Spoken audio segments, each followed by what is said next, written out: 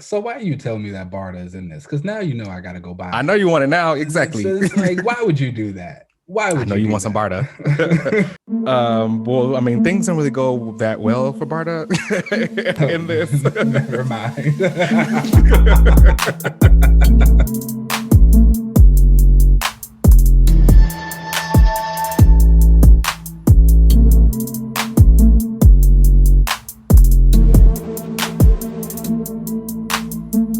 All right. Hello, everybody. Welcome back to another relaunch. This is LZ.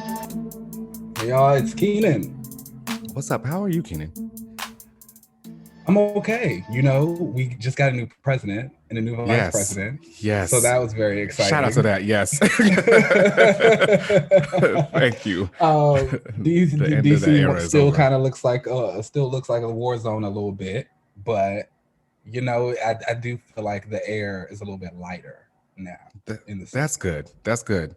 It's still kind of wild out here in LA with like COVID and everything. So I've been keeping my ass in the house, you know, and reading these comics. So let's get right on into it. First up is Future State, the Next Batman #2. Now, did you read this? I did read this, yes. Okay, good. I read this as well. It had 2 backup stories in it with Batgirls and Gotham City Sirens. And this was written by John Ridley with art by Laura Braga. And I have to say that I think this is my favorite Batman costume. I really like this look. Is it because the mouth is covered? Yeah, I really like the covered mouth. I think that's really slick. And I think the small like yellow like adornments on it are really cool. I think that kind of makes the costume pop. Mm-hmm. But I think I have to say that I don't care about Batman as much anymore, even when he black. Which like I care more about probably the parts of the story when he's like being his own person and we get to actually see more of Fox or whatever, so we get to see him. But the parts where he's Batman and he's like, you know, kicking down gang members and doing all that kind of stuff, I really just have a hard time caring anymore. Yeah. It's just Batman. It's just like, all right. More Batman. And I understand that like, I think it's because they have been really, really, really like tapping into the well of Batman. I understand that DC stands for Detective Comics, but damn, like, can we get somebody else other than Batman?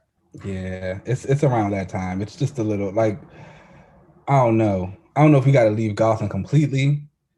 Just set it to the side, put it in some rice for a little bit. I'm a little tapped out. Yeah, I'm a little over it. But I mean, the story was, you know, the typical Batman story. He is trying to track down these gang members, and you later find out like some things that happened with his, I believe that's his mother. She's also like trying to hunt down the Batman, and obviously she doesn't know that like his son is Batman. So you kind of get a little bit of that. Something went on with his sister. We still haven't really learned what happened with that. So I'm not really sure what's going on there. What did you think about the story? I thought it was fine. I've kind of like come to this point with the Future State stories where I'm like paying attention to what's going on, but it also doesn't really feel relevant to anything just because, again, I've seen some solicitations for what's going on next month. And this is kind of what I guess had a little walked in cautiously optimistic into this whole event going was DC is really good at announcing stuff and making it seem very exciting and like this whole new thing. And then you kind of get into it and it's fine or it's good, but then nothing really comes about it. And so we know we have these 2 months. And of course, we know that some books will return, some of the creative teams will return, but they won't be in the same capacity. So it's like, yes, this story is fine and enjoyable, but when we get back to these characters in the present day or whatever time they're supposed to be in, it's going to be a completely different type of story that we get for them now. So this feels like an Elseworlds to me. And so it's like, oh, okay, yeah, I'm into it. It's enjoyable, but it's an Elseworlds. Yeah, it gets a little hard to get fully into because you don't feel like anything is having any kind of like lasting effect from these Future State books. Some of them have great writing and others have great art, but like overall you're like, okay, well, this was fun, but we know it's not even really going to be around too long. Since next month we're all starting the whole thing fresh over again. So Yeah. yeah, And so like if you want to use it as a showcase for your new writers and your new artists or like people you're trying to elevate, like absolutely, like this knocks it out of the park because some of these books are just like killing it, and especially the art side, like killing it in that regard. Definitely. Yeah. Okay, so the second story in it was the Gotham. I'm sorry, not the Gotham City Sirens. This was Batgirls actually, and I wasn't sure if I liked this because I wanted a little bit more of. Yeah, I wanted a little bit more of the character. So it was about Steph Brown being in jail, and Cassie gets thrown in there as well, and she can talk, and she's also has this like grudge against Steph because I guess Steph like turned on all of them, but she didn't know that she was like deep undercover or whatever. I don't know. I wasn't really like into this as much as I wanted to be. I thought that this was going to be like kind of a fun, seeing them kind of kick ass again. And even if it wasn't going to be like lighthearted and fun, I guess I wanted to see more of Stephanie Brown and Cassie and see them actually be them instead of these like prisoners, you know? Yeah. Yeah, I wasn't really too sold on this one. And this was this was done by Vita Ayala and the art was by Anika, I believe that's how you pronounce the name. Apologies if Vita did this story. Yeah, Vita Ayala did this story for this. They, we know them from the New Mutants stuff, which I've been enjoying over there, but this one wasn't really hitting the way that the New Mutant story did for me, or that Storm tie-in during X of Swords. Yeah, I was about to say, I've enjoyed a couple of things that Vita wrote. They did Prisoner X Mini, like you said, the Storm. I like that Prisoner X Mini. They even helped on like an Aquaman special a few months back. That's surprising. I know. Maybe it's just also with the setting of this. Like again, it's kind of like Elseworlds. We were kind of going and expecting to see like Steph and Cass that we know, and like this is just not that. So that's true. Yeah. It could also be like maybe they just were kind of thrown into this to kind of fill in for the future state story because it's the backup story or whatever. That's kind of how it feels. Maybe if they were given like an actual, Batgirl run. Oh, that's a good idea. Ooh, okay. All right. Maybe if they were given like, yes. Ooh, maybe I could. Ooh, you know what? I'm gonna write that down.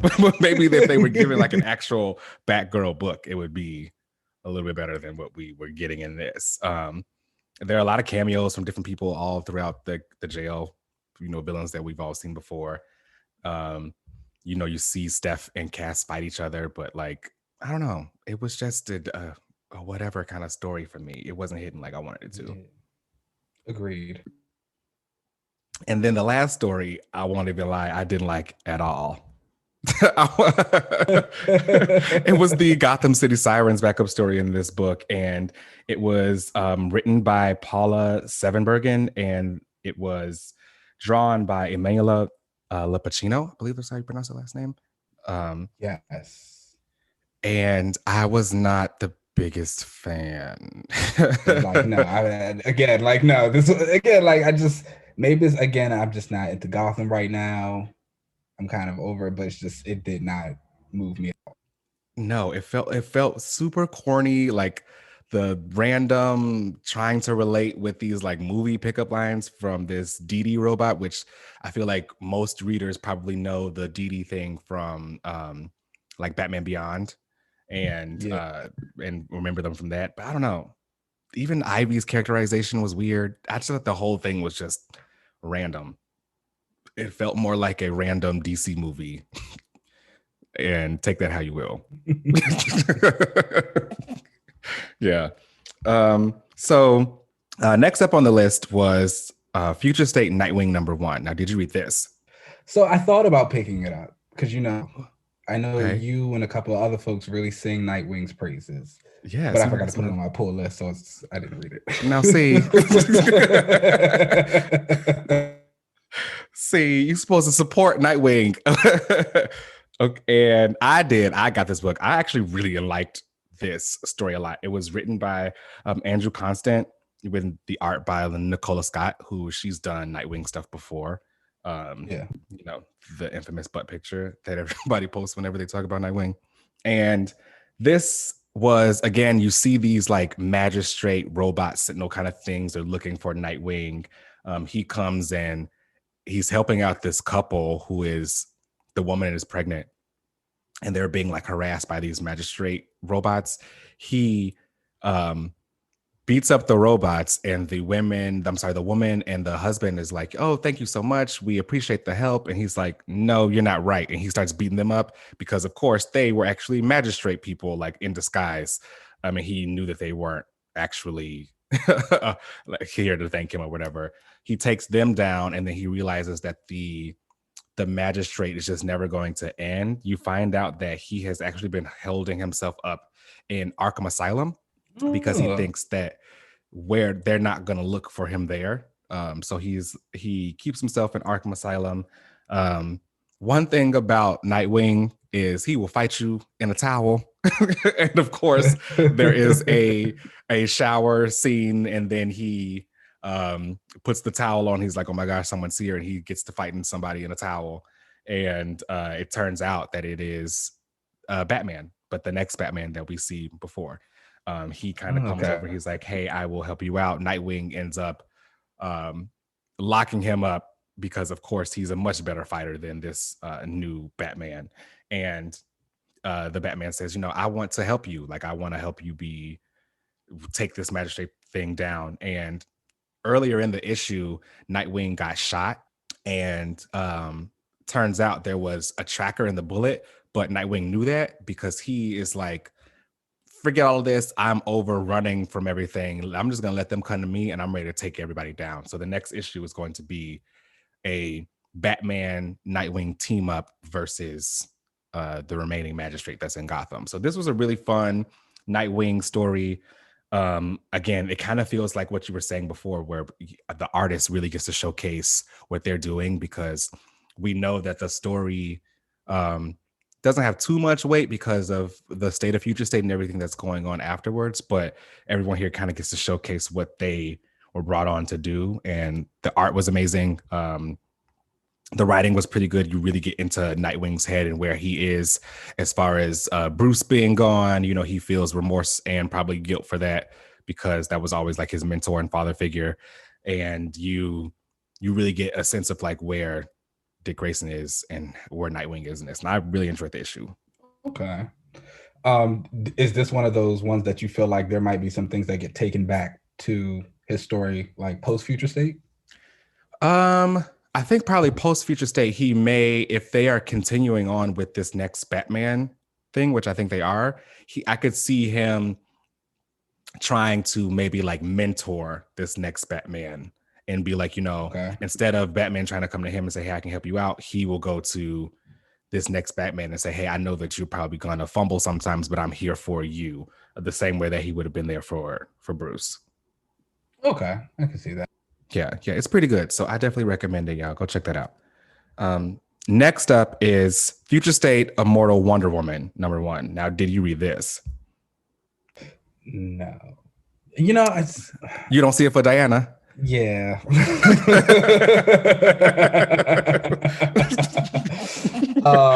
You know, I'm thinking about probably when it goes to the DC Infinite streaming.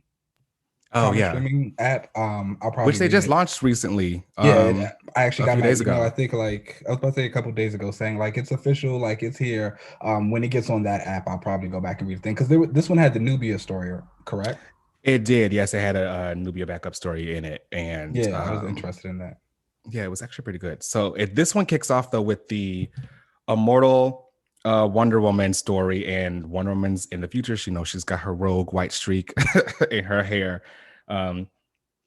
This was written by Becky Cloonan and Michael Conrad, and the art was by Jen Bartel. Now, I know people have probably seen Jen do a lot of exteriors and these covers. Really, really cool covers. Yeah, but this is my first time actually ever seeing her doing interiors for a book, and it was just as beautiful. Like, I know sometimes some artists don't really translate well when they go from, cover to interior, but This was really, really beautiful. The colors in it are just, I mean, wow. If you've seen her covers, it was the same type of precision with the colors and the way that everything kind of blends together and looks very like ethereal. It was really great. I enjoyed the story. You see, Darkseid is in it, and so is Barda.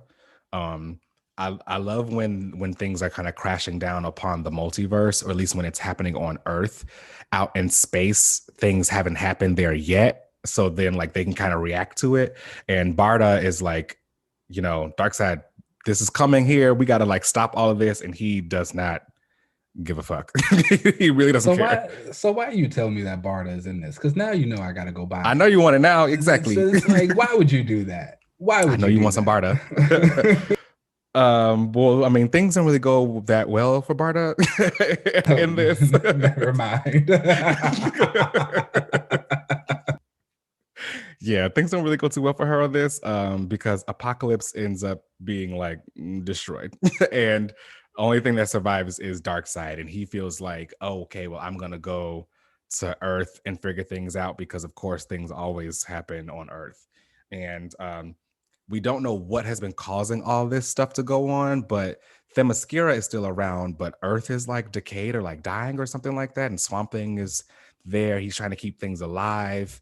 There's still a big mystery there, but most of the Amazons, they want to fight to the end. And Diana does like, maybe there's another way for us to figure out, because we don't have to die for us to figure out how to come up with the end to this, because if we do fight this, we're probably going to die. But of course the Amazons are like, no, we are picking up our swords and taking it to whoever's trying to end all this. Darkseid, of course, makes it to Earth. Wonder Woman and Darkseid have this big fallout fight. Superman appears. I don't know where he's been, but he's like older now or something. I don't know what's going on with that. And when they meet each other, Superman and Darkseid, of course, Darkseid was like, of course, when it's time for the end of the world, you're here. Of course, I would expect you, nothing else but to see you. Who else?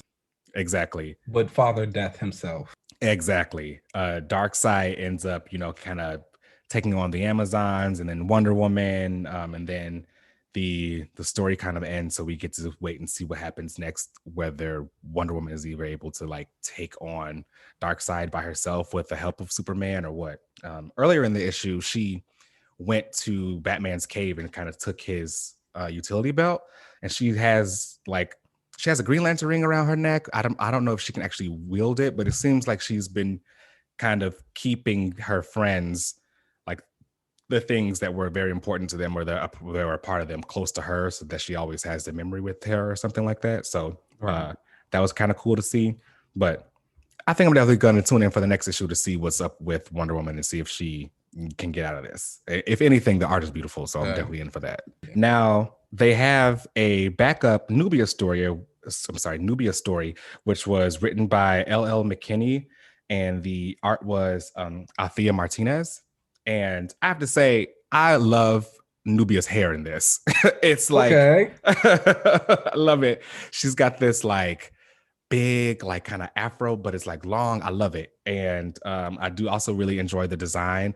I am one that has not really been into Nubia that much, mostly because I feel like she was feeling like a, here, guys, shut up. We made this Black character for you, if that makes sense. Okay. Instead of them actually investing time in her and giving her her own stories, it kind of felt like, all right, y'all want a Black character. Here's a Black Wonder Woman. And then that's kind of where it ends.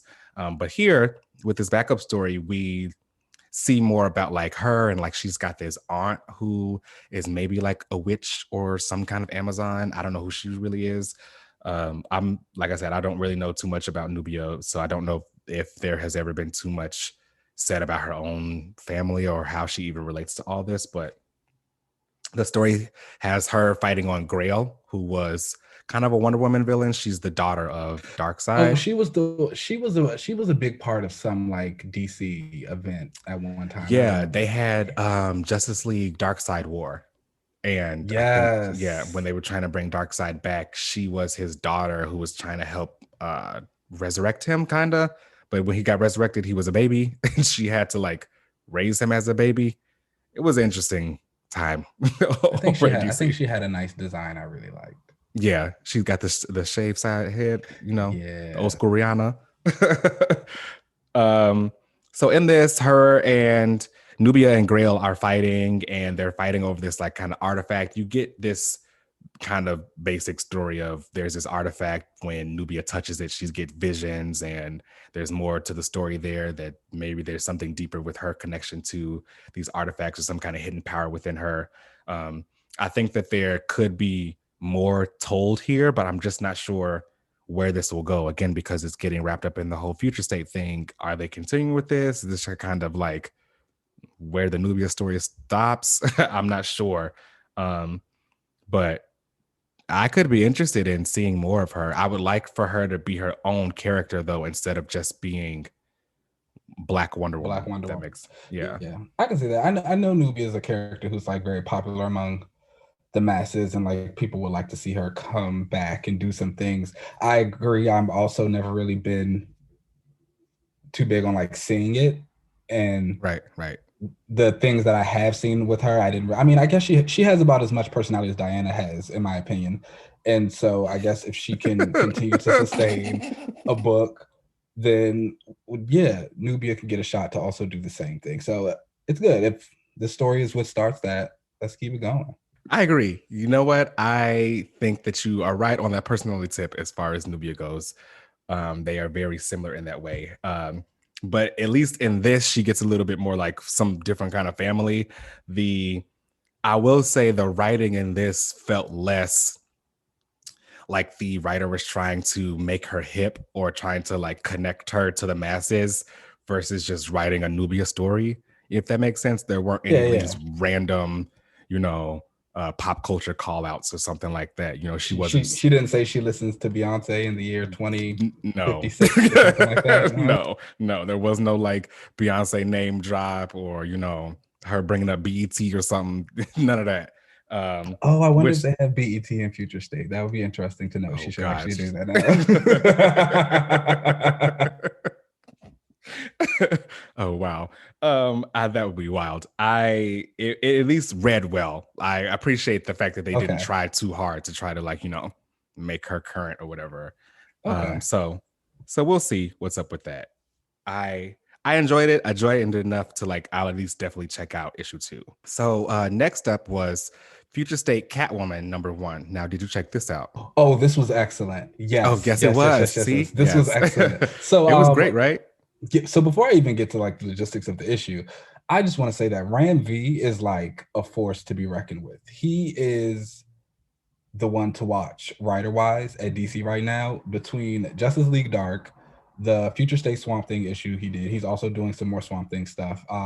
This Catwoman issue, he did another like little series over at DC that I read. I can't remember the character right now, but I enjoy this man a lot. And this Catwoman story was just excellent, like pure kind of heist, science fiction, neo-noir. You get a little Snowpiercer, you get a little Hunger Games. Otto Schmidt, his art is just like fantastic. It's mind-blowing.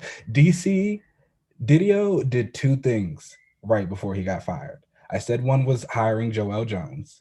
The other one was getting Otto Schmidt. Okay? Because he's got a cool style. The style is, he kind of reminds me a little bit of Matteo Scalera in that style. Yeah. And I just really enjoy it. This was probably my favorite issue of the week. Yeah, Catwoman was a lot of fun in this. When they opened with that little cat hand symbol that they were putting up in the air about being strays, I thought that was so cool. She's got this like updated Catwoman costume, which I would like one. I would like that, a nice little cat suit, and she's got this really cool motorcycle that she's on, and she's trying to rescue these people on this train and from the magistrate or whatever, and they're all kind of prisoners, or as she likes to call them, strays. She takes out all these guards. She's in there fighting with her whip, and I was not expecting that magistrate woman was going to end up being Talia. I thought that was really cool. This is my kind of book. Let me tell you. Yeah, that reveal of Talia was awesome. I was like, wow, oh, what a shit. moment. Like, wow. Yeah, I was very much into that. So I will definitely be checking this out. I don't know if they are going to keep, I don't know what Ram is doing after this, but whatever he's doing post Future State, I want to check that out too. So he is going to be writing the Justice League Dark backups that are going to be appearing in Bendis's Justice League. Oh, you see how you always win. No, I got about Justice League. And he's also already slated to write a Swamp Thing series. Oh, wow. Okay. Yeah. So I know he's going to do that. I don't know about Catwoman. I know Joelle Jones has been doing Catwoman, and like her run's been getting a lot of acclaim. So I don't know if they're going to switch that up. But this team definitely needs to be together again on something. Yeah. I wouldn't mind seeing them do like a Black Canary thing. That would be great too. That would, and we know Schmidt loves Black Canary. I know. I always see him like post some drawings that he has of her online. So I think he would definitely be down to do a Black Canary book. I won't spoil the reveal of who they rescued at the end of this book, but I need to know if that was really him. I need to know how these two women feel about it. I'm definitely going to be purchasing issue 2. Yeah, absolutely. For sure. Okay, so next up is Avengers number 41. Now, I did not check this out. I haven't been into the Avengers in a while, so let me know what's up. So I really got to stop convincing myself to buy this book. As I've said with like the last few Avengers runs, this book is enjoyable in a way that like 13-year-old me is like all about it. Yes. It is pure comic book antics. Like it's chaos. You have all these heroes kind of like fighting each other. Like there's Javier Garron's art is like magnificent. He's drawing these big battle scenes. They're getting these like cool Phoenix type outfits. And it's just like, this is fun. Like this is pure fun. But it's also one of the things is like Aaron and like the story is like just I don't know if like Aaron is really just trying to make his mark with the Phoenix, or if he truly does not understand what the Phoenix stories were about, or just like what, because it is just bad. And it's just like, why is this happening? But then you have these really good scenes of like Black Panther and what's his name? Not Night Thrasher, Nighthawk. Oh, okay. Yeah, they're like fighting, and but then it's also like weird because it's like there are these two guys and they like have this really big argument. Well, it's not a big argument, but they have like this little back and forth about how Nighthawk has been doing something to infiltrate Wakanda, and it's just like they're basically fighting against each other, but they've known it for weeks. I think this has something to do with the Squadron Supreme. Oh, I don't really read that. They're not really my kind of people. Yeah. And so it's like probably something that's going on there.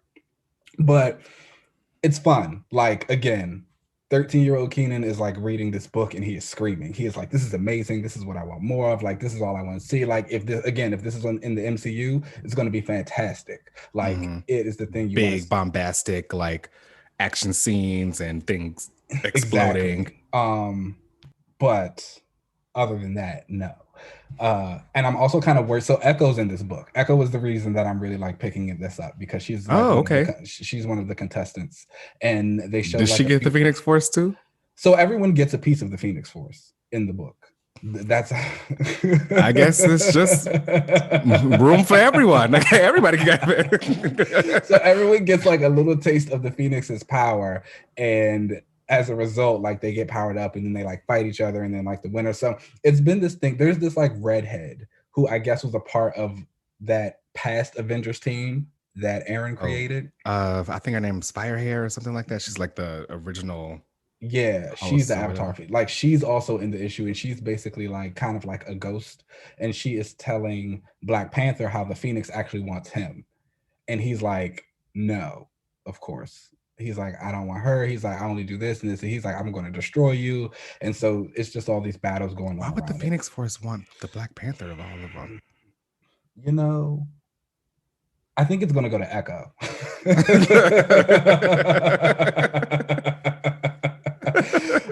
I just kind of think it's going to go to Echo, and it's like it's upsetting me a little bit because you don't want to see your girl with the Phoenix.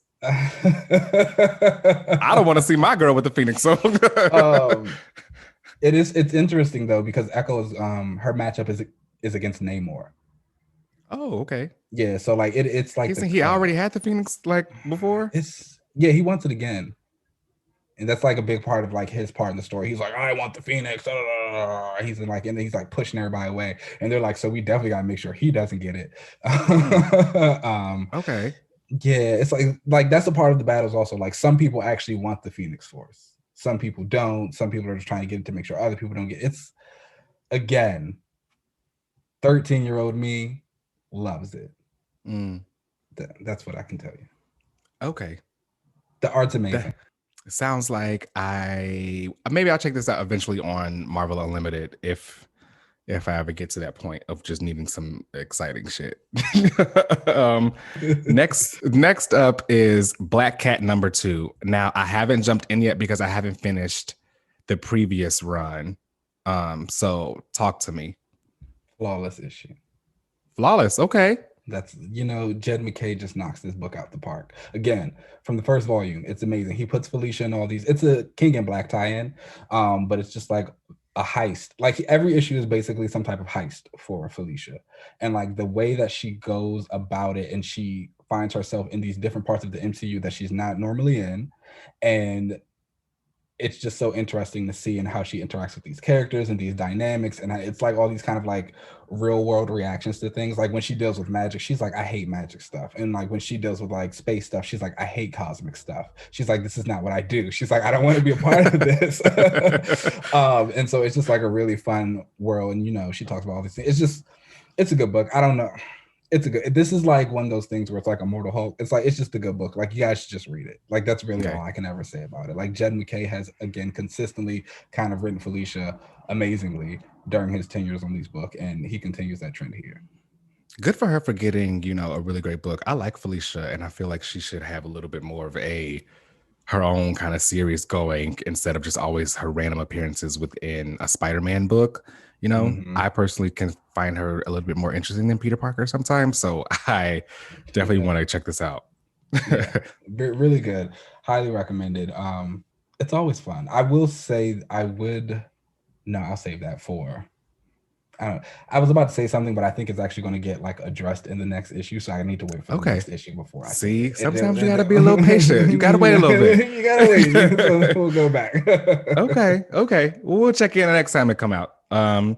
Okay. Next up was X-Force #16. Now, I know you don't really get down with X-Force anymore. So I picked up this issue. Oh. Yeah, it's an underwater issue. I would. Oh, okay, yeah. That makes sense then. We're going in the sea. I'm coming along. I actually really enjoyed this issue though. Oh, okay. Yeah, it might have just been the art, honestly. Yeah, but, Joshua Cassara is really, really good. He's becoming a favorite of mine this Krakoa era. It's really great. This little like undersea adventure, like the monsters kind of had like Lovecraftian feel to them. It felt very creepy. Like I could see that being like a movie. Like the shot where Logan kind of hits that one monster and it's just like the giant eye looking at him. Like I would jump. Jump. For sure. I thought it was really cool to see Forge and all of his different like new like weapons and equipment and stuff that he's creating. Yeah. And it's almost like they're trying to give him this like not a mad scientist kind of feel, but more of like kind of a kooky scientist kind of feel where he's like, I just know how to build new stuff and get into what I'm able to do. With this opened with Beast and Cecilia Reyes kind of doing that autopsy and Beast having that glare in his eye where he's like, oh, this bad thing, I wonder if I can turn it into a good thing. And Cece's like, no, we're not doing that. So that is one thing I will also say. I do love that this book has continuously used her. Yeah. because I love Cece, and like obviously she's popped up in a couple different places, but like she is like consistently here doing Yeah. something and like talking and getting her panel time. She looks great. Cece's my girl. You know, I'm always here for her.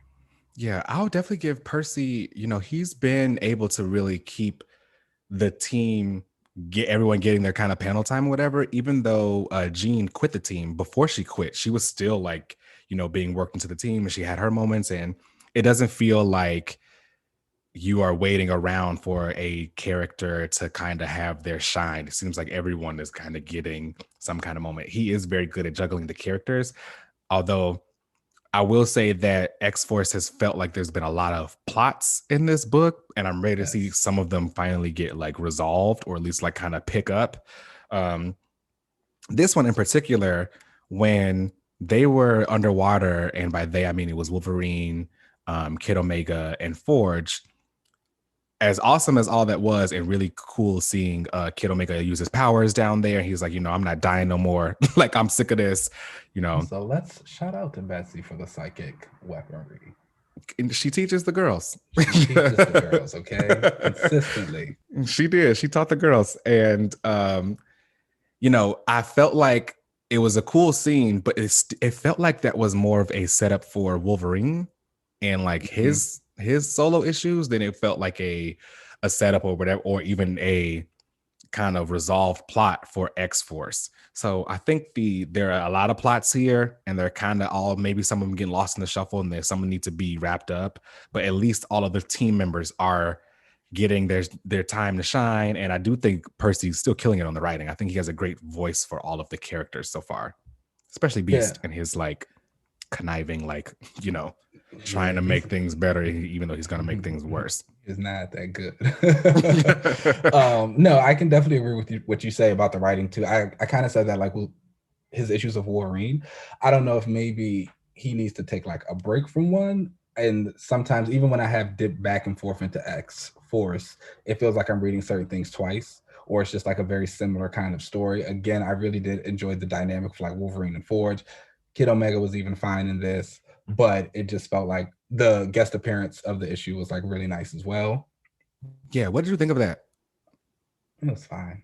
Yeah. Okay. He kind of just comes and goes where he wants at this point. It's like yeah, I want to know how if he's ever going to have his own solo going, or so we can kind of get more into his mind instead of him just popping up everywhere. It feels like they've been it feels like they're always trying to build up to it. Like they keep putting him in all these little places, doing all these little things. But I don't know, maybe I don't think solos work for him that well, do they? Maybe or not. They must not. Maybe you can get a mini or something. I don't know, but it would be nice to guess kind of put him somewhere instead of just popping up everywhere. Because that's all he does. He just pops. So yeah, it's like, and again, I feel like with X-Force as well and Wolverine, it's just, I don't know if Percy maybe, like I said, needs to just take a break from one, have a little bit of life injected into the new one, or maybe he finally just needs to bring all these plots that are just sitting up in the air, have them come crashing down so we can finally start like actually feeling like something else is happening. Yeah, I think it's time to either bring them together. Maybe they'll have a crossover or something when then he can just kind of focus on one plot and get them all in one thing and be done, or maybe take a break from the other, because there needs to be some kind of like through line here for me. Still a great issue. I've been enjoying X-Force. Has been one of my top X books in this Krakoa era. So I'm still in. Keep it going, Percy. Okay, and last up on the list was Cable number 7. Now, I'm assuming you probably didn't read this because it's basically a Summers book. You are correct. Yeah, I actually again enjoyed this book. It's become the Summers clan kind of book. Anytime that Cable is in it, eventually he ends up having some meeting with Jean and Scott, and it's cool to kind of see them. But this issue was the brother and sister outing issue. Rachel was in it, and he needed help going. So he goes back to his original mission of saving these mutant babies from the like cult of X, these like cult people who are obsessed with mutants. And he calls in Rachel, who lets him know that she's a better telepath, so she should have been called to him.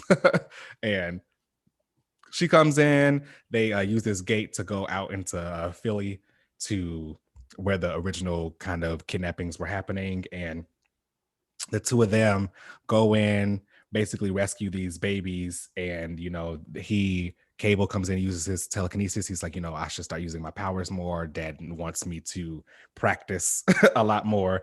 And it's fun to finally see Cable use his powers instead of just coming in with a big gun and blasting. So I think I like, Kid Cable a little bit more than Old Man Cable. You find out. I know, right? I know they're gonna come for me, but that's what the Cable fans tell me. I don't know. I know they're gonna come for me, but I like Kid Cable a little bit more than Old Man Cable. This one's a little bit more fun, and he's got like more personality than just being like the gristled, like hard ass.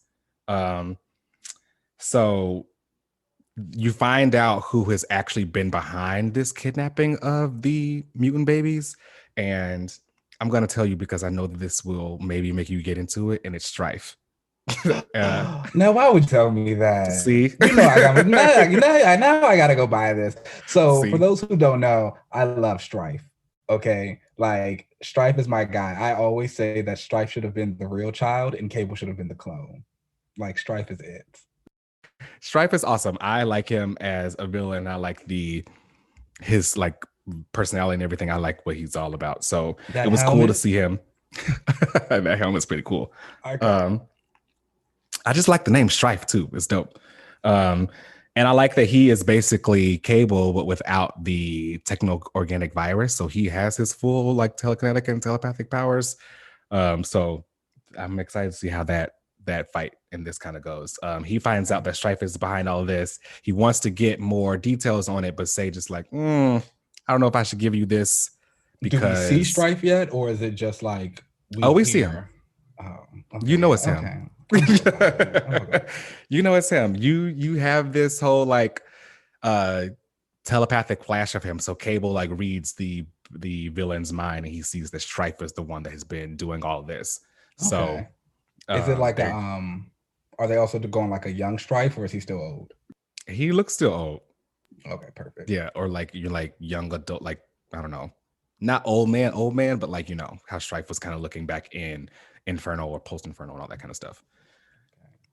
I think that he is going to have to get a little bit of help in this for his next mission, and it looks like he's calling on someone to help him out. I'm not the biggest fan of this someone that he's calling out. I won't spoil it, but they are definitely going to go on this mission to take down Strife together.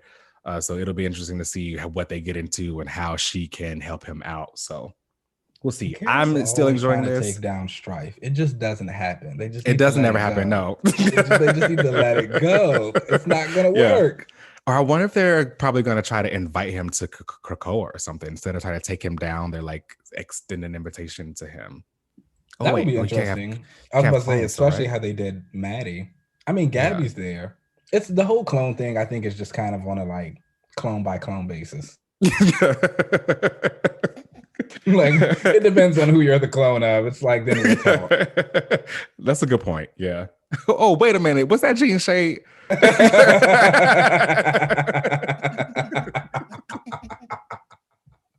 You know what? Anyway, I think this book is pretty good. Phil Noto was on art, and again, he's been getting a lot better for me. I've noticed the things that you said before about his backgrounds and everything, but for me in this book, in the way that he draws his action scenes and everything here, he's been really, really great. I really like this, and because they use their telepathy a lot in this book, it gives him a chance to shine at what he's great at, which is those like static moments, So I really enjoyed the art, really enjoyed the writing, so I'm still in on Cable for sure. Okay. Well, I guess I'm gonna go pick up an issue of Cable. Yeah, get into it because Strife is there. So yeah, that was the books of the week. So let's take a break and then we'll come back for the panel. Sweet.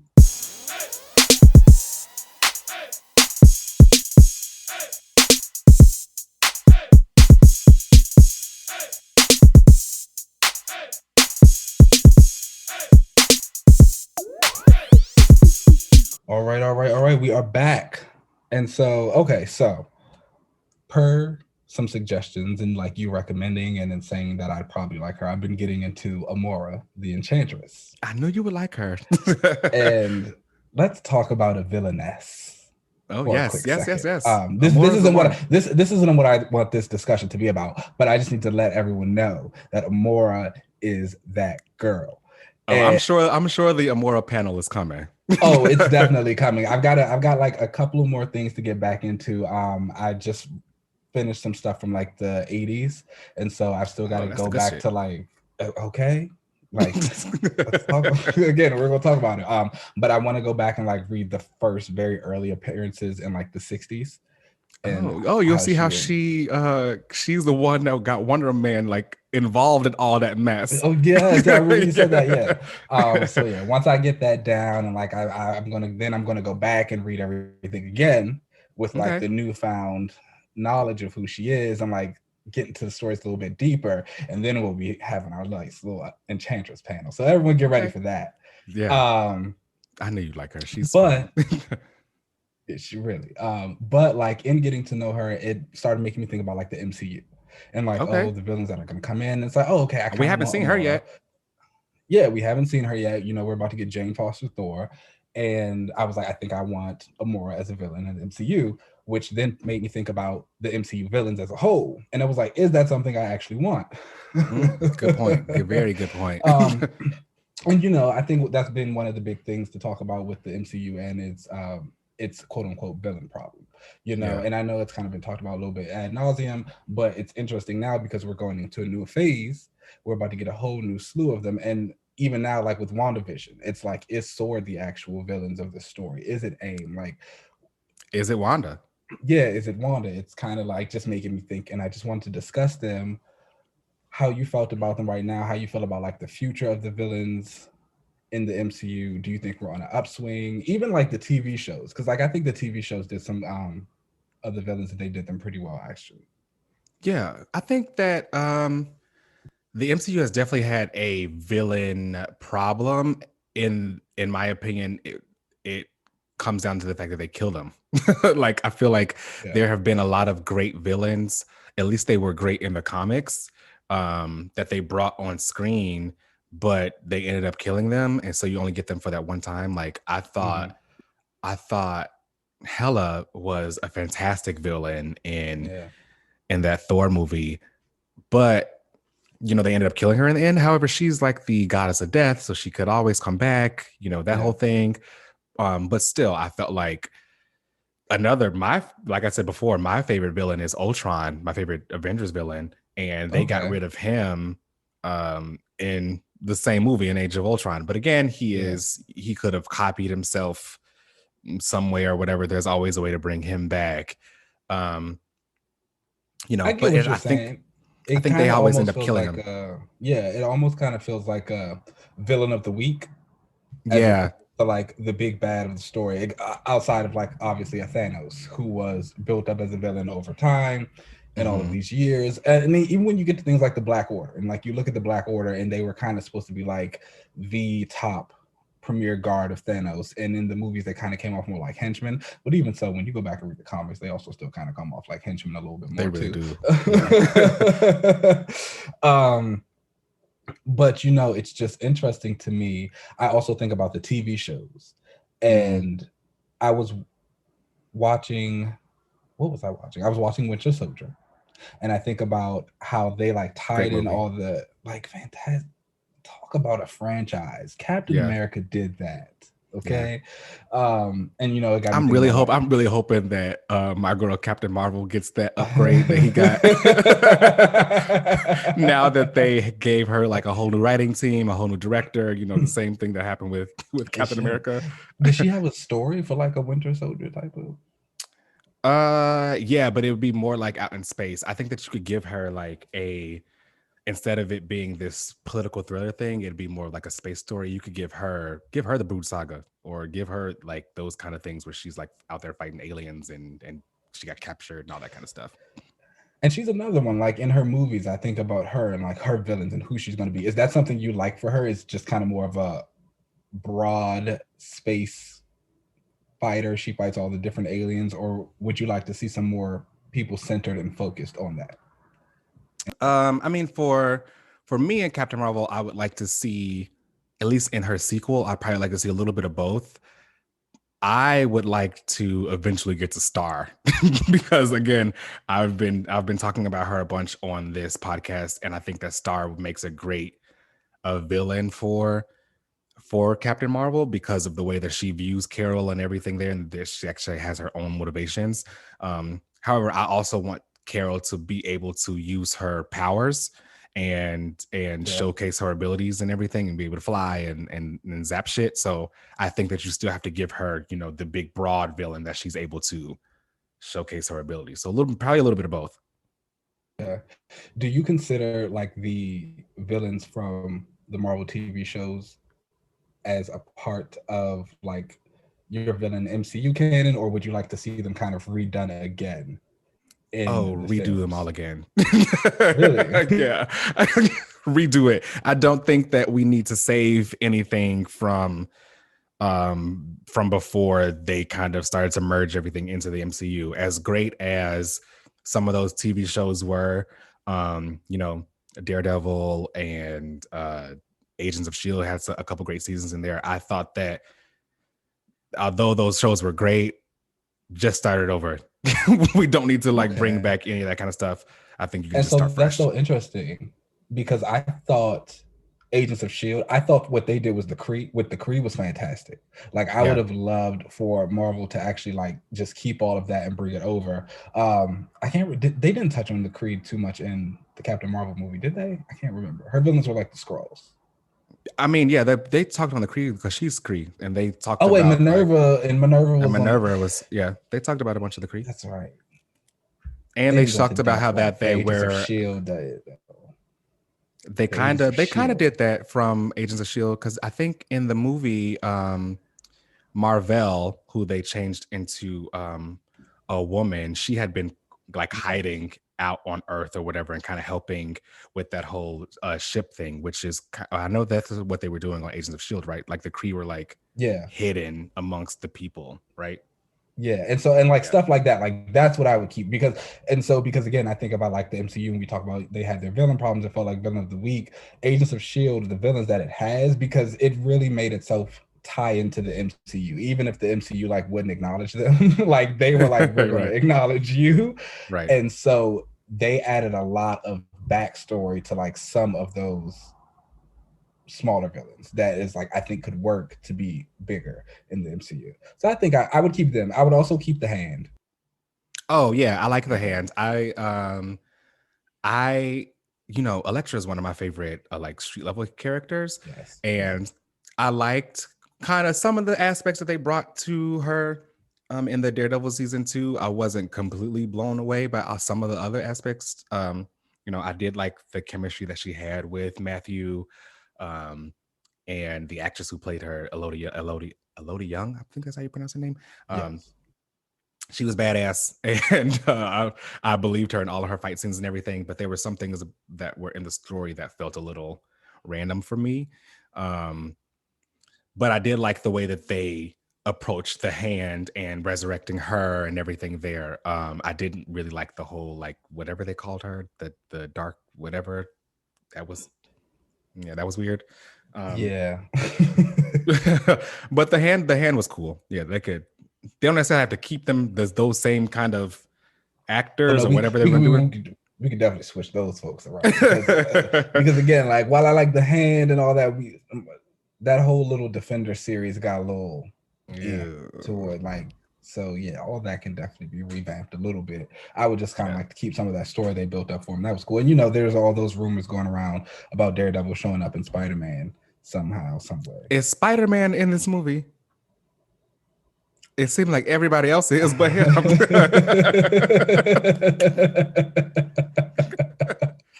You know, maybe. I mean, damn. Is he gonna make a cameo? Maybe it's you know, I feel like they're giving him what they've been doing to the villains. Is like he's gonna be in this one movie and then that's it. I don't know. I feel like the Marvel TV villains were They were all right. There weren't too many of them that were like really like phenomenal for me that left that lasting impression as much as the movies did. Again, I am excited for the fact that they are actually able to have one kind of studio, that there's no longer Marvel TV and then Marvel Studios, Agreed. that they're all kind of under one umbrella, which makes things a lot easier. So that way you can probably keep villains around a lot more, and that way they can kind of bounce around from whatever they have on Disney Plus and whatever they have coming out on film.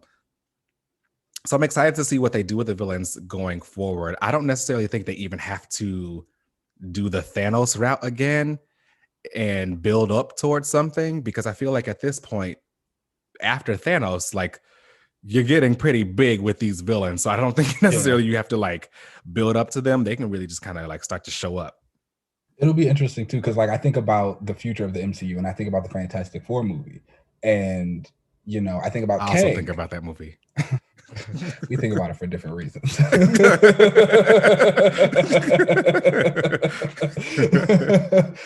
You know, I'm thinking about like Kang and the story and Jonathan Majors and you know, we're going to talk about this a little bit later when we get into the reread. But you know, I've been Kang is not somebody who I only want to see once. No, not at all. Yeah.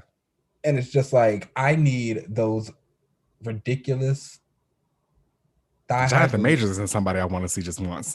Okay, like I need it. Like he needs to be built up. And so, you know, again, like that's what I was kind of thinking about when I was thinking, oh yeah, I want Enchantress in the MCU, but I was like, I don't want her in just like one movie, because even when you get into the comics, like Enchantress, yes, she can kind of sometimes play that villain of the week role, but she actually has a lot of like deep lore in Asgard and like just the stuff she does. And it's like, I don't want them coming in treating her like this. And then it's like, no, she's gone. Well, that was a waste. Yeah.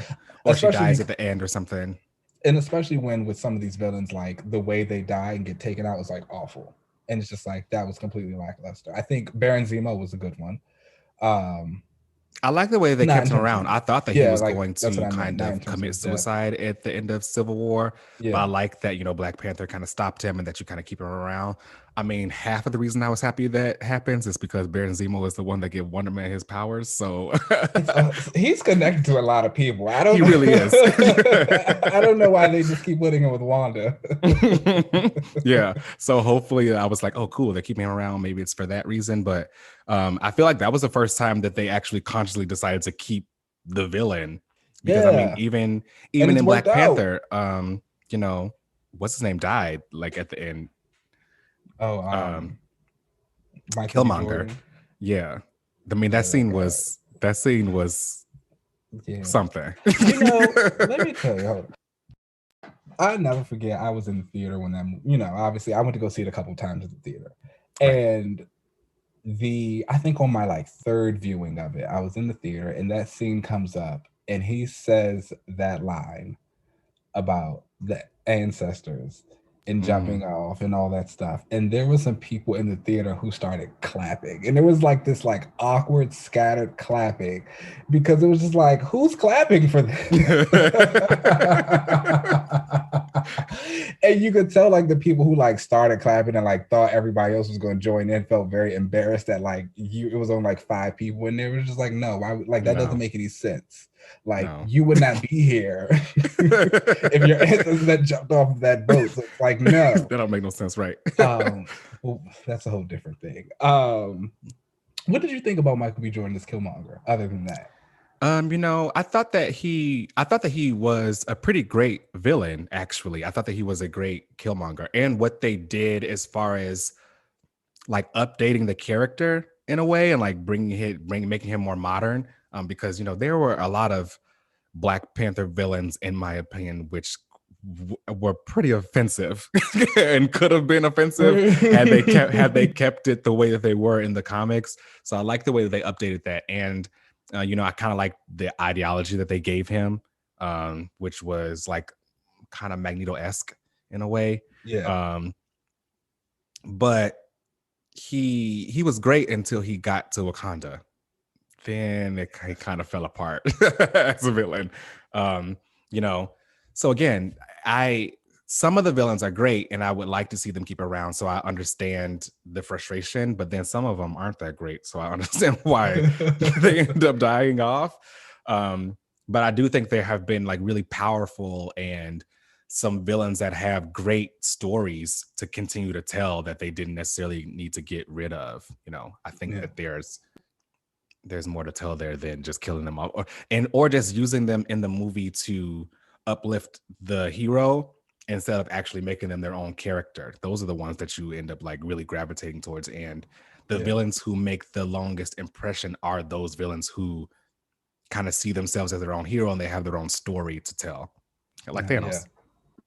Exactly. And I think I'm a little bit more hopeful as well as we kind of branch off into the TV shows of Disney Plus and all of that, because obviously we know that we're going to be getting some people across multiple entities already because of that. And so I wonder if that'll also kind of help the quote unquote villain problem of building them up, because we already know Yelena's going to be in a couple of places. Not that she's the villain of the Black Widow movie, but like we already know that she's got a couple spots built up. So it's like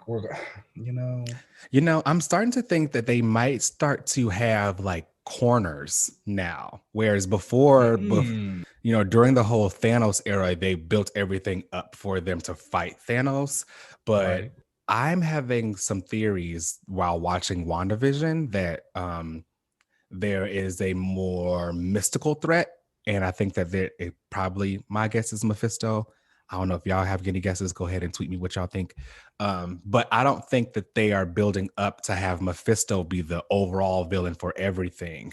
I can kind of see them being, Mephisto is the villain for the more magical characters, and Kang could be the villain for, the more time, the Pym area and those kind of people over there, while they have, Red Hulk and maybe more of the Thunderbolts be more of the ground level hero villains and stuff like that. So I think that they might start to have like, corners of the MCU rather than it all just being this big one universe kind of thing where you get to, everything is connected because it's all happening in the same place, but it's not them all building up to go off and fight the one big bad. I really like that. I would actually enjoy that a lot. And I think a lot of people would too, because again, like not everybody's into all the types of stories and not everybody wants to, I guess, watch everything. Exactly. Yeah. I mean, I would, but I mean, I'm going to. Okay.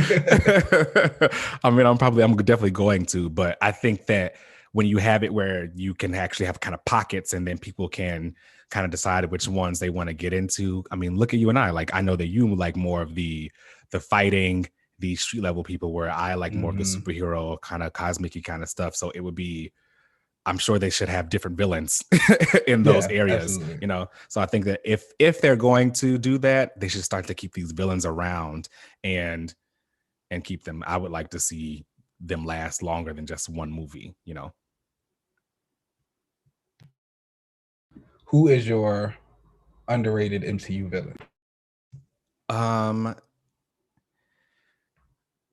I might have two for that, and I'm going to also say Ultron because because he is my favorite comic book Avengers villain, but I feel like he didn't get necessarily the props he deserved in the movie. I felt like he was a great villain in the movie, but didn't necessarily need to die in the end, because I would love to see him come back and just antagonize the shit out of the Avengers.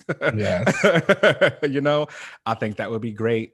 And although he had these great like monologues and these great moments or whatever, it would be better to see him kind of come back as a fully formed villain. I'm Ultron. I'm here to make, shit explode and do whatever I want to do. I think that I would like to see a little bit more than him, because I think that he is a little bit underrated. The movie itself was all right, but I think Ultron deserves a little bit more there. And the other underrated villain, I think, is honestly, I think it's Hela. I think people have these, villain lists that they come out with, and Thanos is always on it and stuff, but I rarely see Hela. And in my opinion, she did what she set out to do. She came back and actually took over Asgard like she wanted to. And me, I like a villain that You know, they had to come back and take Asgard back from her. She already came there and took it over. So I would like to see her brought back, but I think I would like to see her brought back in more of a Loki kind of role where Okay. she's kind of manipulating people and making deals with people, you know, as since she is the goddess of death or whatever, she can make deals with people to bring people back to life or whatever. I would like to see her brought back and fully fleshed out instead of just there to for Thor to beat up at the end.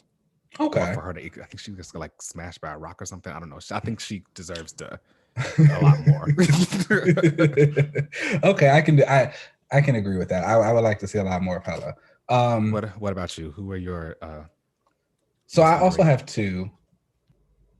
I don't know if they're necessarily underrated for like any particular. No, I think they're underrated. I think they were really good villains, and I think they're kind of overlooked a lot because their movies might have been lackluster to fine in a lot of people's opinions. And one of them is Yellow Jacket from Ant-Man. Oh, okay. Oh, I liked him. And yeah, like I think he was really well done. I think the actor who plays him, I cannot think of his name right now, but he's done a lot of stuff that I've really enjoyed. I think he played that role great. I thought the design of the Yellow Jacket suit was really amazing. The fight scene with him and Ant-Man in the daughter's room on the train set is like Really probably one of my cool. favorite. Yeah, it's like one of my favorite MCU fights. So he's definitely up there. My other one, I guess, because it was like a mix, but I really loved Keaton's Vulture in the Spider-Man Oh movies. yeah, he was dope. Yeah.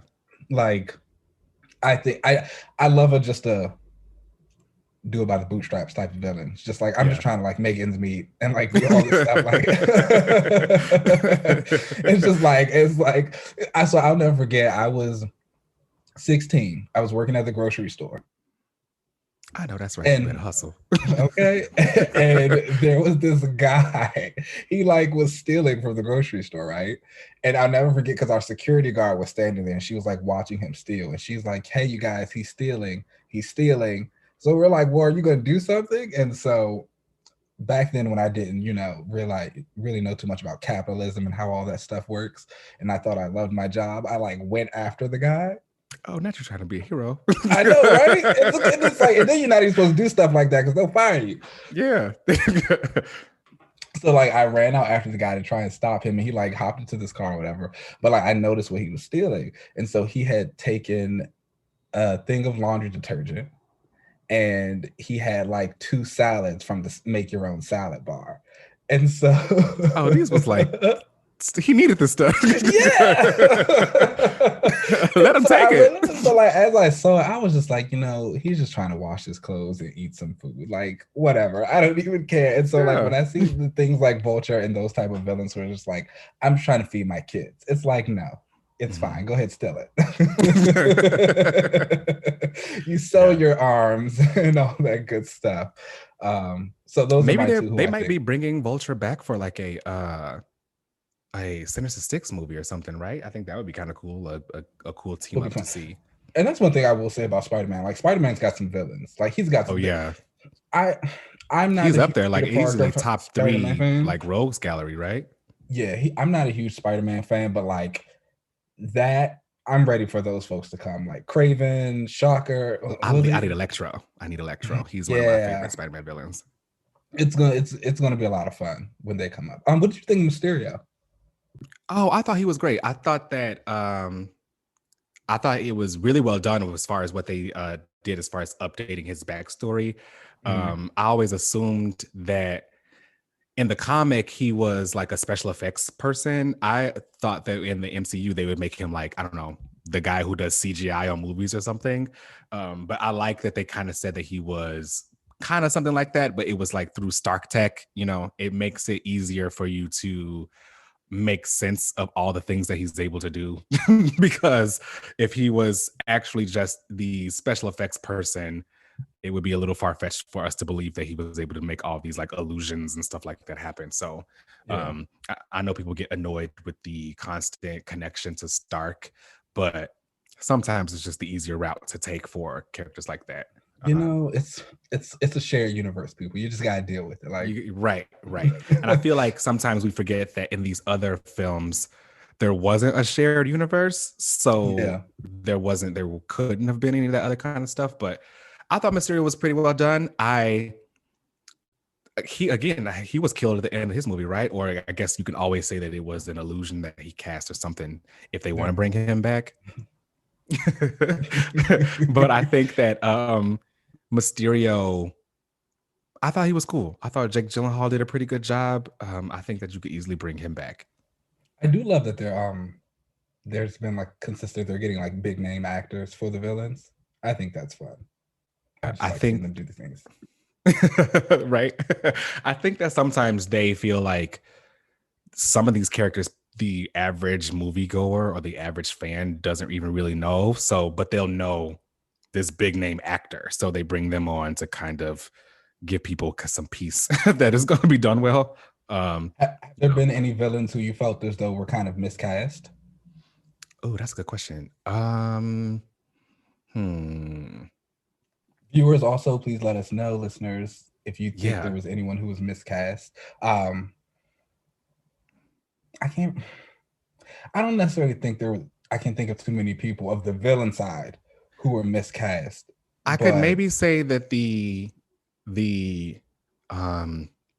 Mandarin maybe was a choice, but I feel like that whole thing, as far as it being this weird reveal that it wasn't the real Mandarin, I think that in itself was a choice. Because I guess now we are getting the real Mandarin in Shang-Chi. Yeah. So I think that was a choice. That was a little bit of a miscast for me, but they're fixing it by bringing in the real Mandarin. So I'm not sure if any of them for me have been much of a miscast as much as they were a waste by killing them at the end of their movie. For example, I know that Black Widow is coming out, and one of my other favorite villains is Taskmaster. And it's gonna upset me if he dies in this movie and we don't ever get more Taskmaster. And it's in the past. Right. Which means like he's never going to show in the present. So I need Taskmaster to be out there mimicking more characters like the characters who we see now anyway. So I think I'm going to be upset if they just have him brought in as a one-off who fights Natasha. He dies at the end or something, because I like Taskmaster. Yeah, he's always a fun one. Okay. And so I guess, just kind of rounding off, who's been your favorite, your least favorite, and who would you like to see? Ooh, okay. So favorite villain, I know it's cliche to say, but I'm just gonna have to say Thanos, because he really was great.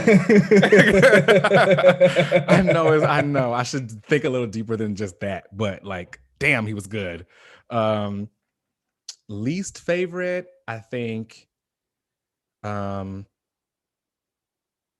wasn't that blown away by, I think Jedediah Stane was his name in Iron Man 3. I really care for that. Honestly, you probably don't even remember. What 3 is about. Exactly. Yeah, like I could lose that, I guess. Yeah.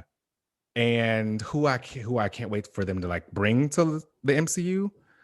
I know this is going to take a while, but if we ever get Nimrod or Bastion on screen, that squeal you heard was mine, because like I said, I love a robot villain, and I love a robot villain that gets shit done. And Nimrod and Bastion, they are not ones who ever like fail the mission.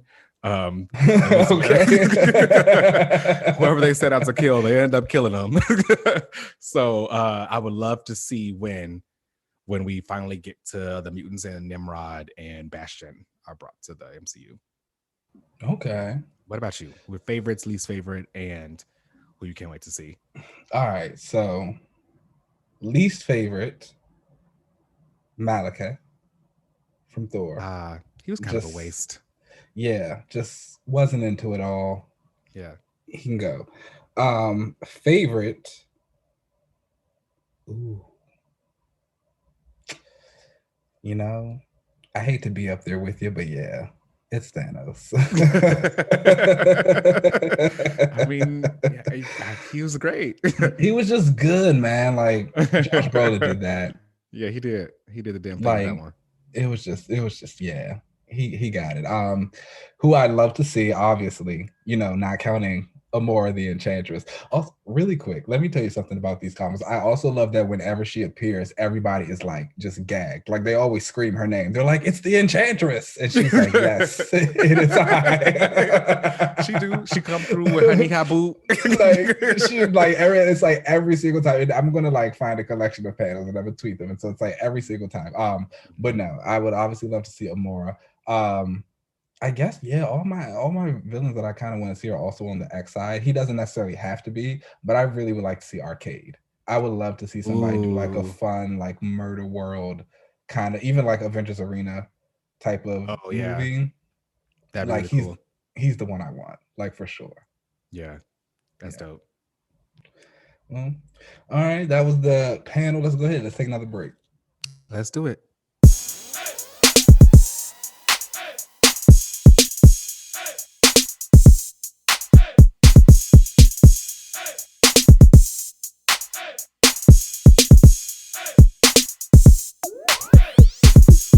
All right, all right. We are back for the reread of this week. Yes.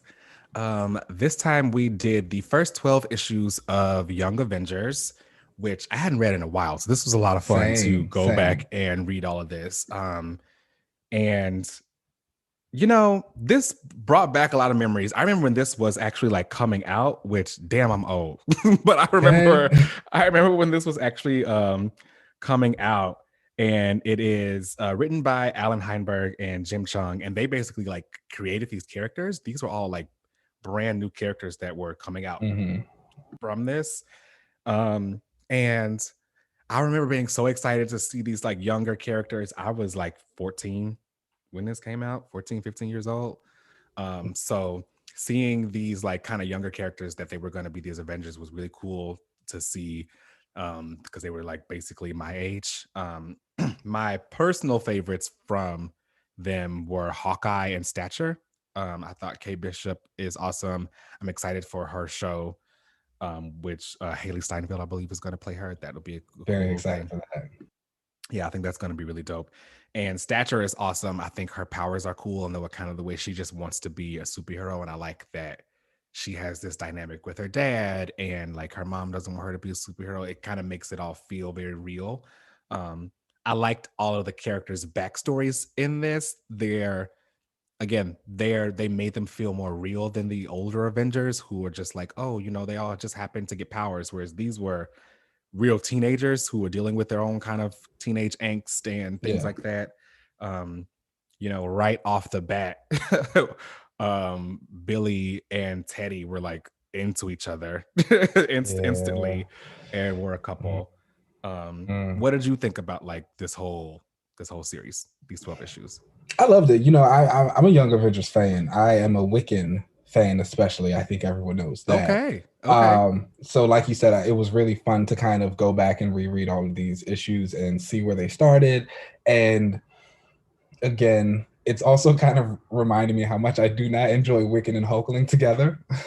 Oh no. You don't like him and his man? And in the beginning, I remember thinking, oh, this is so cute, because it kind of gave like high school love, puppy love. These kids are cute together. They're the only two gays on their team. They just happen to know each other, so it's like they're together. But I feel a lot of times with Wiccan, his stories get too much involved with Hulkling, where he loses a lot of his personal agency. Like what I feel as though Wiccan's driving point is as a character is kind of like he's this anxious, depressed teen, and he's like finding ways to deal with that depression and this anxiety through the heroics and the people he deals with, and because he has a very strong sense of heroism. So kind of wish we got more than that, because exactly. Like all he ever is just gay. And so that's how I felt like kind of going through these issues a little bit. I was like, and it's like I get little tidbits here and there, like with certain things he'll say. We know he's like nerdy and he likes fan fiction, stuff like that, or he like looks on message boards and knows who the other superheroes are. So it's like, I just wish we could keep going a little bit deeper in there. But again, it was the beginning. It was fun to see. It was a great Yeah, moment. it was I early. also I didn't realize how much I enjoyed Kate Bishop this series. Right? She's dope. She was like, and I don't know, maybe it's because I just know where her character is now and how far she's come, but like she was like a very big standout for me. I was just like, oh wow, she was like great here. Stature was another one. I didn't really care for her the first go round, but I enjoyed her a little bit more here. Yeah. Again, I love a character that gets big. Giant sized folks are amazing. Still didn't really feel Hulkling. Yeah. Patriot, missed Patriot. It's all like Yeah. It's it time to was bring really him good to see back. Patriot. Yeah.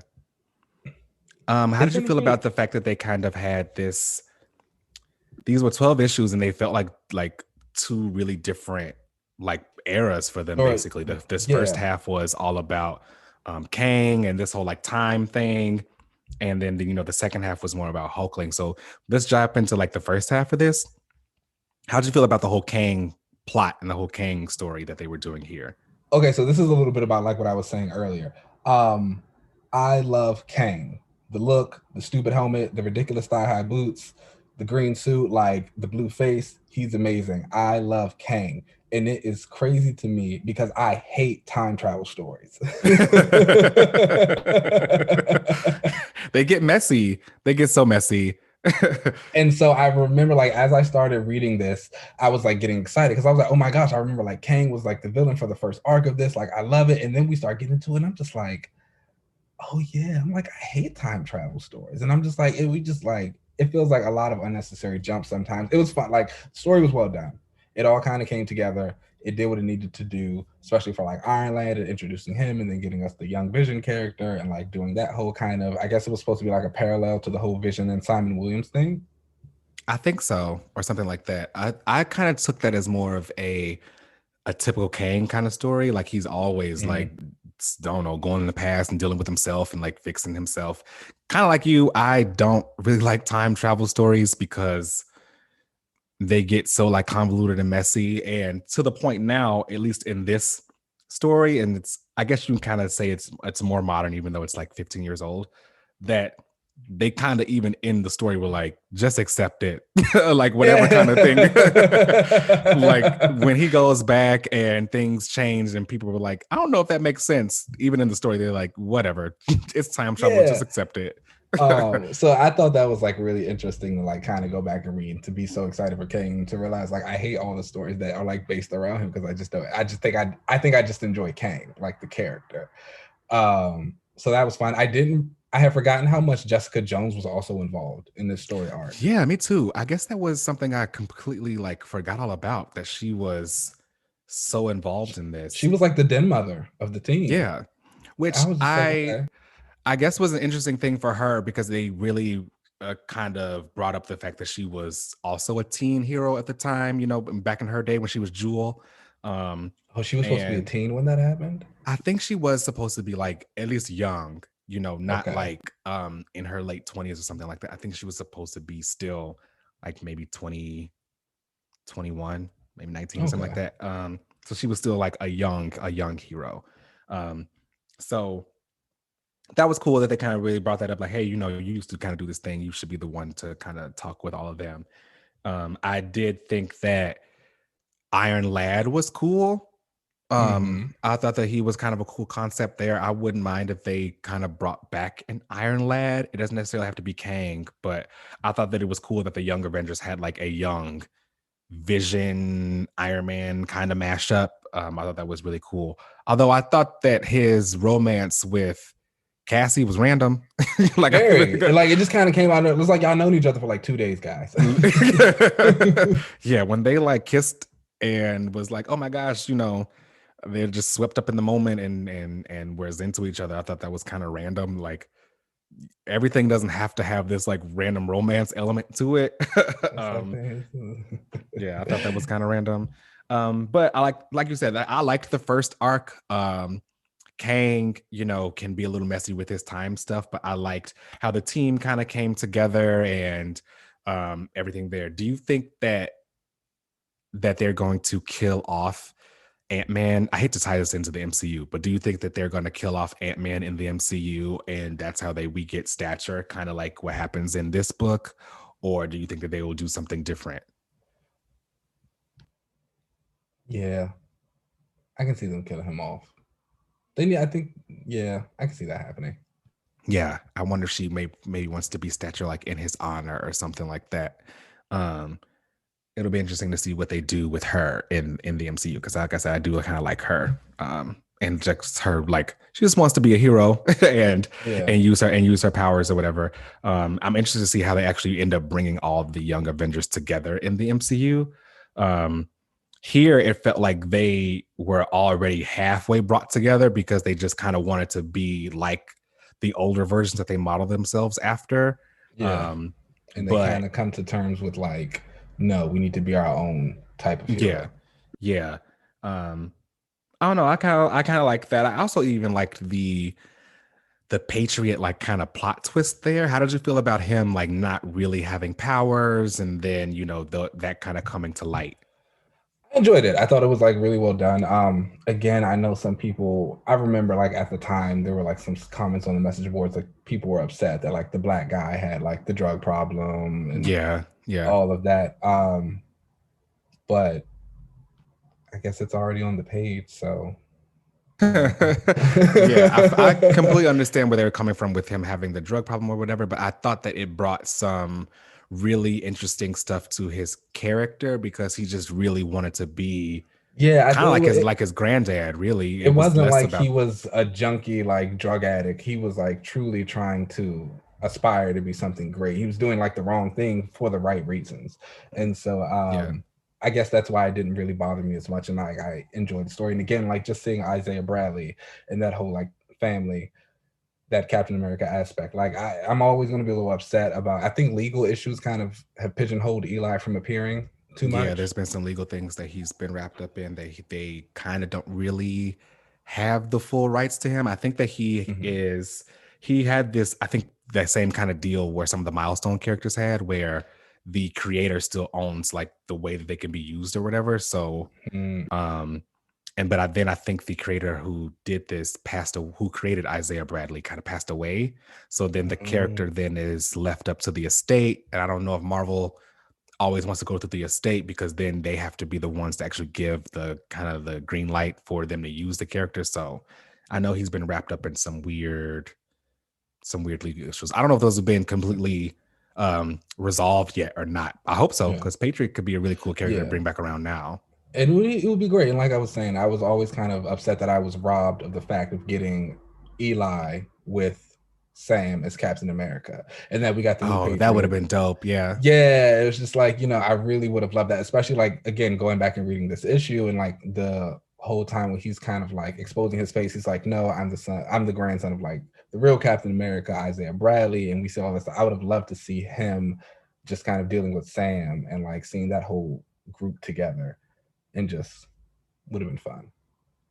Yeah, that would have been great. Hopefully they can get that stuff kind of cleared up so we can get a little bit more Patriot in the current comics.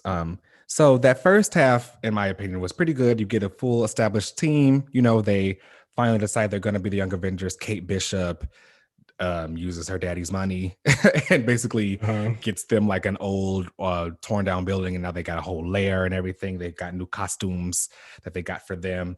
Wiccan ends up finally admitting to everybody that he's not just like a lightning blasting character, that he's actually able to cast spells and everything. Love it. Which I thought was cool. He didn't want to be the Asgardian anymore. I believe Kate Bishop was like, you should probably change your name because they're gonna start clowning you and making gay jokes. So let's switch that up into something else. And then we transition into that second arc, which is more about Hulkling and his whole background. And that was not as exciting as the first one, in my opinion, but it was still pretty good. I liked that you learn more about like the Skrull factions, and you also, in my opinion, because I hadn't read this in such a long time, it's cool to see where he's come from now, like where he came from as far Yeah. as like not even knowing that he is half Kree and half Skrull and who his parents are, to now he is like the emperor Yeah. of So that's what of those that's two what I was gonna say. factions. So it's like I will freely admit I don't see it for Hulkling at all. Like in any iteration of Young Avengers, one shots, miniseries that they have, like he's just does not do it for me. But when we got to the beginning of this first arc, I mean the second arc, and like at the end of the issue or towards the end of the issue where the scroll like grabs him out of midair and he's like, I've got him. And it's just like, oh, he's like running away. He's like, no, I don't want to go. I don't want to do this. And it's like, now look at you. You're the king of space. Talk about Right? growth. Right? He completely has become like this kind of scared of his past person, and he would rather just establish himself as, he said he was a mutant at first. I think he thought that he was like a human mutant or something, but Yeah. they were like, no, girl. That's not what you are at all. Let's clear this all up for you. So it's been great to see that he's been on this like journey. I think that the Young Avengers, as awesome as a team that they are now, and it was really cool to see them all together rereading this, I do think that unless they all come back together with their own kind of mission statement, it does feel like they've all kind of outgrown this now, like Hulkling and Wiccan are now husbands in space, and Hulkling And is soon to be Guardians of the Galaxy. and soon to be Guardians of the Galaxy, yes. Under Ewing's pen, which is probably going to be really dope to see. And Hawkeye is her own. She's fully Hawkeye now, which is wild that throughout this entire series, she kept saying, like, don't call me Hawkeye. Like, I don't want to be Hawkeye. She was so against don't it. call me Hawkingbird. Like, I don't want to be that. But now she is fully Hawkeye. She has been on the West Coast Avengers, and, she is, I would say, pretty well known now as Hawkeye. She is the Hawkeye. Like, I mean, obviously everybody knows Clint, but like they know Kate Bishop too. Exactly. So I feel like everyone at least kind of, that's like half the team anyway, that's kind of like slowly grown out of the Young Avengers mold. So I think that if they ever brought them all back together, I would hope that they had their own kind of mission statement, and it wasn't just a getting the band back together kind of moment where they actually were, hey, we can be something greater than just being the Young Avengers. We could actually be a team and kind of move forward from there.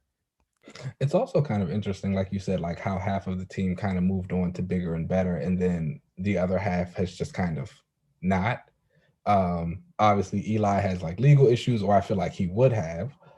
But Stature, she's kind of had a little bit of a rough ride since leaving the Young Avengers. She died for a period in time, didn't she?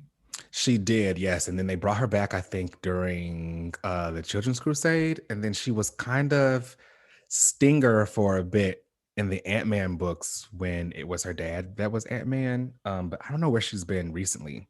I kind of lost track of her. I don't know where she's been. Yeah, she doesn't really get a lot of like that big name push. I know she was in the Giant Man miniseries during War of the Realms. But that was really it. And then Tommy, poor Tommy. Yeah. I feel like he has a lot of character to him too. So the second half of these 12 issues, we actually finally are introduced to Tommy, and everyone is like, oh my gosh, you look just like Billy. And of course we end up learning, later that they were twins and the whole Scarlet Witch connection. But it seems as though he was going to be like the reluctant hero who didn't really want to be a part of this because they broke him out of juvie, which was wild to see. But he is another one that's on this team who I don't think gets the same kind of push as his brother. He's got the Quicksilver problem, the same way that Wanda is the one that gets all the attention, whereas Quicksilver is the one that I think most of us like, or at least I think there's a difference between Wanda and Wiccan now. Like, there's a reason that Wiccan deserves the attention that he gets.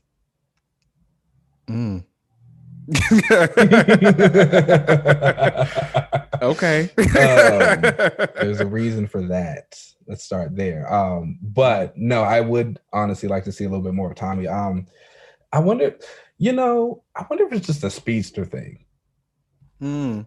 That could be a thing. Like, maybe Marvel doesn't want to like boost up all their speedsters because they don't want that to be a thing or something. They don't really. I mean, because they don't have many. No, when they I think don't. about them. And then the ones that they have, they're never really like utilized that much.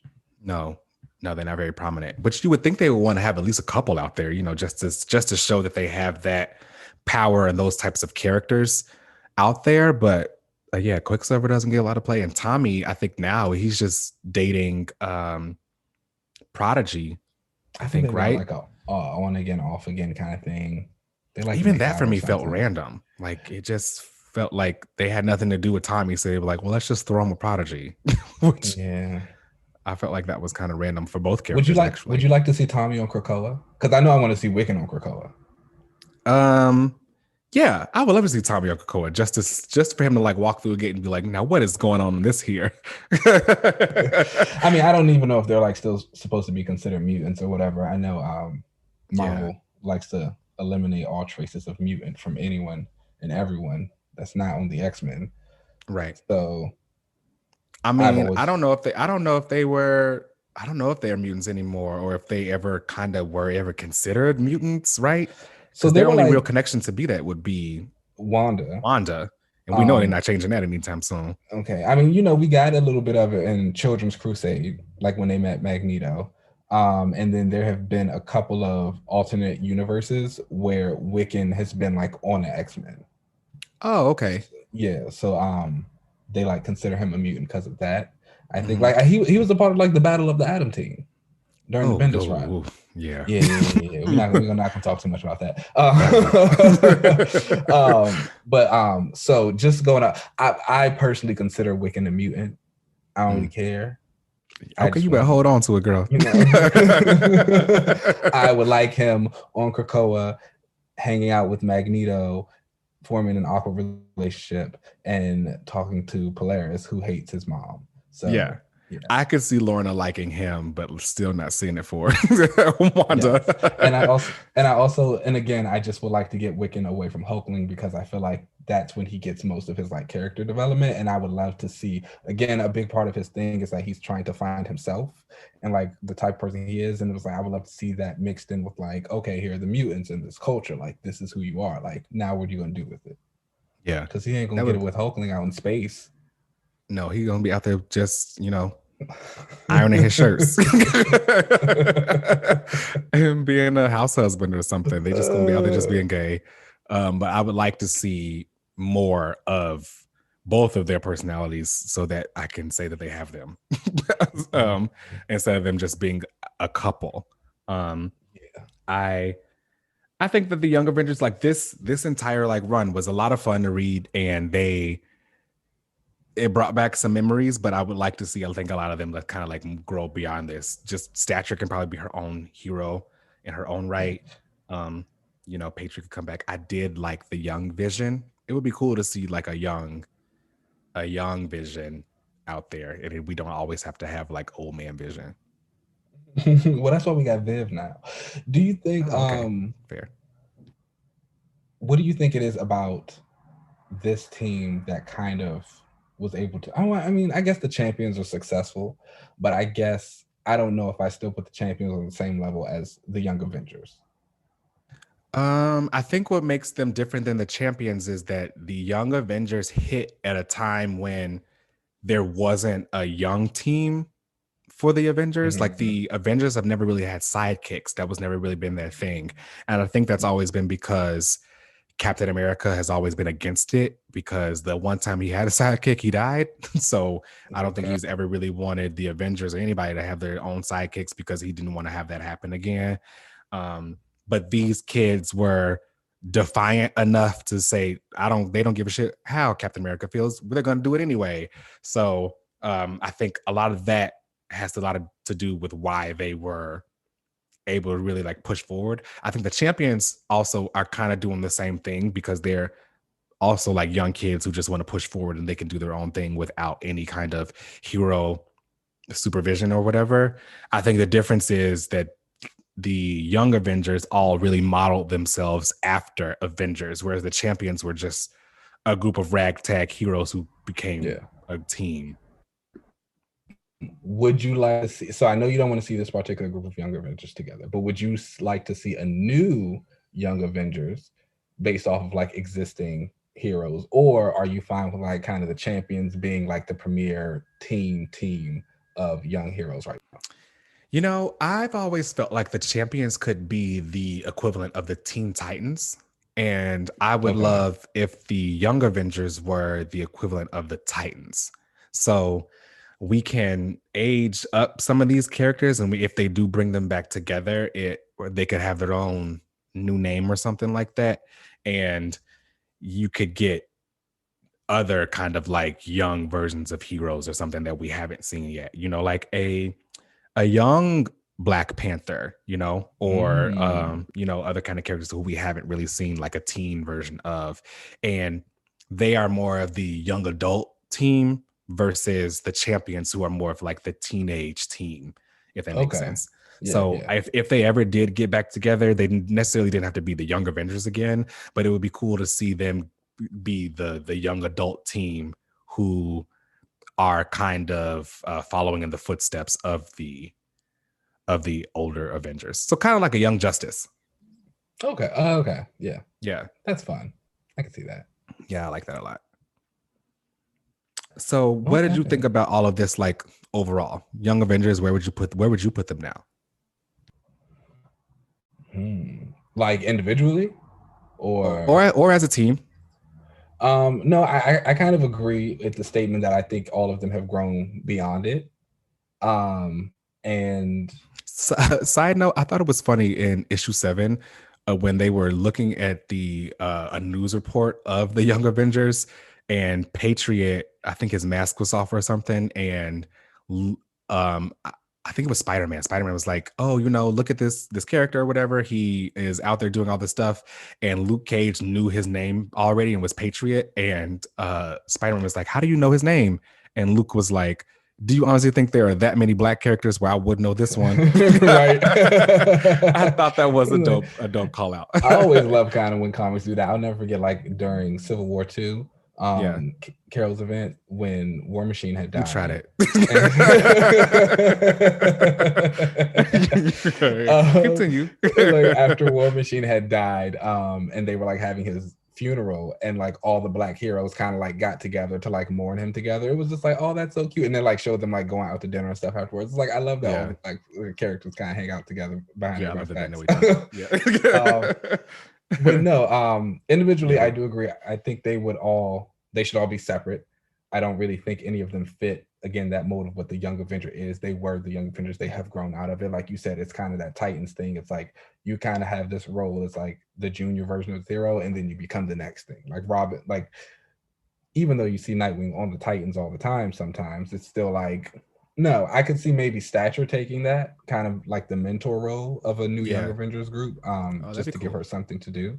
Hmm. And but yeah, I don't need to see them together. I kind of agree. I would like to see like a new iteration of a young Avengers, like a young Black Panther, a young Echo, a young Firebird, a young Jack of Hearts, you know, the Ooh, okay. tastemakers. Okay. Um so that could be fun. When it comes to the champions, you know, they're cool. They're really good. Yeah. They're like really good. They're like really good-hearted kids. Like Like I think altruistic that's characters that they just yeah, wanted to like be good. that's supposed to be their like thing. They're all just like very good kids. So that's fun. They're cool. Okay. Yeah. Did you like this series? Oh yeah, absolutely. Do you think it should have gone past 12 issues, or did you like that it was a like 12 issue limited series? This was it. I like that it was 12 issues. I like when a writer gets to tell the story they want to tell. Yeah. And so like I'm always like, you know, I think about like Tom King's Vision series, like that was 12 issues, but it was like 12 issues of what he wanted to tell. You got your beginning, you got your end.